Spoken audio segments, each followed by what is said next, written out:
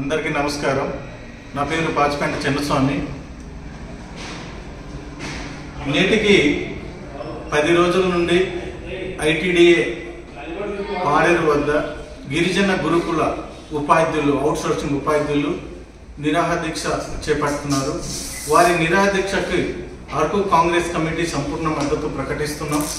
ఇదే సందర్భంలో రాష్ట్ర కూటమి ప్రభుత్వము గిరిజన గురుకుల ఉపాధ్యాయులకు కాంట్రాక్ట్ ఉపాధ్యాయులుగా పరిగణిస్తామని హామీ ఇచ్చారు. ఆ హామీని అమలు చేయాలని, గిరిజన విద్యార్థులకు నష్టం చేకూర్చకుండా గిరిజన గురుకుల ఉపాధ్యాయులకు తక్షణమే వాళ్ళ విధుల్లోకి వెళ్ళి న్యాయం చేయడానికి చర్యలు చేపట్టాలని ఈరోజు కాంగ్రెస్ పార్టీని డిమాండ్ చేస్తున్నాం.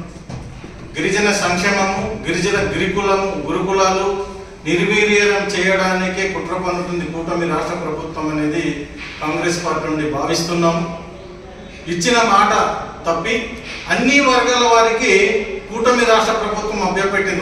వాళ్ళ విజయం కోసం, వాళ్ళ రాజకీయం కోసం ప్రతి ఒక్క కార్మిక శాఖకు సుమారు 64 శాఖలు ఉన్నాయి. ఆ శాఖలన్నింటికి కూడా మేము అధికారంలో వస్తే మీకు అన్ని న్యాయం చేస్తాం, హామీని అమలు చేస్తామన్నారు. అది శుద్ధ శూన్యమే. మభ్యపెట్టి వారికి ఇప్పుడు చాలా అన్యాయం చేస్తుంది.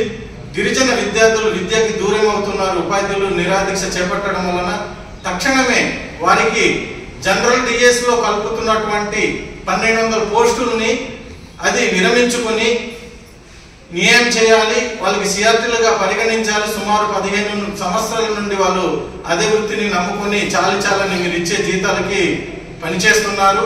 వారు చేసే పని కూడా చాలా ఎక్కువ. ఉదయం 7 గంటల నుంచి రాత్రి 10 గంటల వరకు కూడా గురుకులాల్లో ఉపాధ్యాయులు విద్యార్థులకు సేవ అందిస్తున్నారు. దాన్ని మీరు తక్షణమే న్యాయపరమైనటువంటి డిమాండ్లు వారికి కావాల్సింది 2024 పిఆర్సీ ప్రకారం వారికి సమాన పనికి సమాన వేతనము 26,000 కల్పించాలనేది. అదేవిధంగా క్యాజువల్ లీవ్ వాళ్ళకి ఎటువంటి ఇప్పుడు పెరిగినటువంటి ధరలకు ఎటువంటి చాలని జీతం 9,500 నుండి 14,000 వరకు ఇవ్వడం చాలా దుర్మార్గం. వాళ్ళు 18 గంటలు సుమారుగా 24 గంటలు పర్యవేక్షణలో ఉన్నాయి. గురుకుల ఉపాధ్యాయులు పనిచేస్తున్నారు. వారికి తక్షణమే న్యాయం చేయాలనేది అరకు కాంగ్రెస్ కమిటీ నుండి డిమాండ్ చేస్తున్నాం.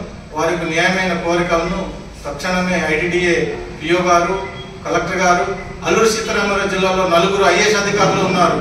కానీ ఇక్కడ పర్యవేక్షణ లోపం అనేది కూడా భావిస్తున్నాం. 10 రోజులైతున్న వాళ్ళు అక్కడ టెంట్ వేసి నిరాహార దీక్ష చేస్తుంటే కనీసము వారికి స్పందన కరువు లేకపోవడము, ఈ తెలుగుదేశం, జనసేన, బీజేపీ కూటమి గిరిజన నాయకులు కూడా కన్నెత్తి చూడకపోవడము చాలా దుర్మార్గము. వాళ్ళు అధికారం రావడం కోసం అభ్యపెట్టారు అన్ని వర్గాల వారికి. మేము వస్తే ఇది చేస్తాం, మేము వస్తే అది చేస్తాం, నిరుద్యోగ వృత్తి ఇస్తాం. ఇటు అందరికి మోసం చేసినటువంటిది ఇది కూటమి ప్రభుత్వంగా మేము భావిస్తున్నాం.